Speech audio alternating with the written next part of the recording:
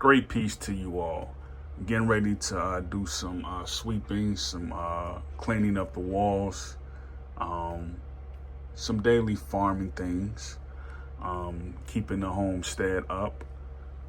So we're going to talk briefly about, this plant right here, and I want to go into my spiel about uh, Africa's metric system and how they have the Naira, the new currency with AES, with Mali and Burkina Faso, and their faces on it.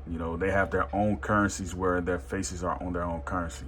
But this plant right here, I was coming down the stairs and I stepped on a leaf and a bunch of gel came out. I had to rub the gel on my face because I didn't want it to go to waste. These aloe plants, they have healing properties. So like you need something on a sore, you need something on a bite, you need something on a wound. You want to rub this on your wound. And you know what? These plants right here, they can be repotted, they can be grown outside, inside. This plant right here, costs no more than what, $20. And the food that it gives, the nutrients, you need it. So get this plant.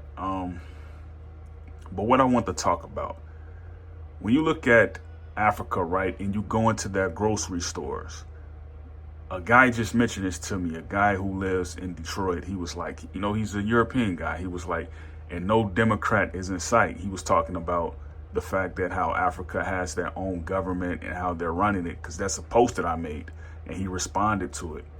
When you see that Africa has their own metric system, right, you can see the fact that, a bag of lettuce or, a bag of bell peppers in Africa may be costing 99 shillings or 100 shillings or something like that, right? And you look at the fact that, well, why is it so inflated? Why does it cost that much? And you think like 99 shillings is, just comparing a conversion system, right? I don't know how much the value is of a shilling, but I'm just using that as an example because I didn't want to say dollar. When you look at this fact, right, and you see that, it's 99 in value, right? Shilling, whatever metric system, whatever conversion system. What you notice is this: the people in these countries, they walk a lot. They walk a lot. If crime wasn't so high in a place like America, right? You go to any city, any state, if the crime wasn't high, you would have a bag of onions that will probably cost $50. And this would mean that people will be walking a lot. People would be picking up stuff, putting stuff where it needs to go, where it belongs. People would be cleaning things up. People would be very, very active. This is what you would see, right? And this would cause the metric system to have that type of conversion rate because the people are moving, and this calls for, high inflation, right? But the things will be valued at a sense that you can only afford it. This is what you see in Africa. This is exactly what you see in Africa. The people walk so much and they farm so much, and they're always doing things that their conversion rate and their metric value on their products and their exports, it's at a point where like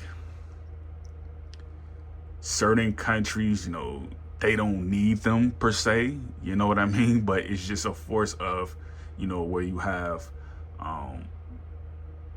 countries who come in and they want to do business, like you say China or France, and what they do is they devalue the resource, where it doesn't necessarily affect Africans, but the bidding process, it affects them in the sense that they're not in on some of the projects. This is where you get mineral raping, or you get mineral theft, so keep an eye on what happens in America as far as with the crime rates, it going down, and the people starting to walk more and do more in a sense of developing economies. It can be any economy, a green initiative economy. It can be a tech economy where they're doing cyber security, cyber analysis. It can be anything, cyber development, anything. So keep an eye on that. Great peace, Yakoki.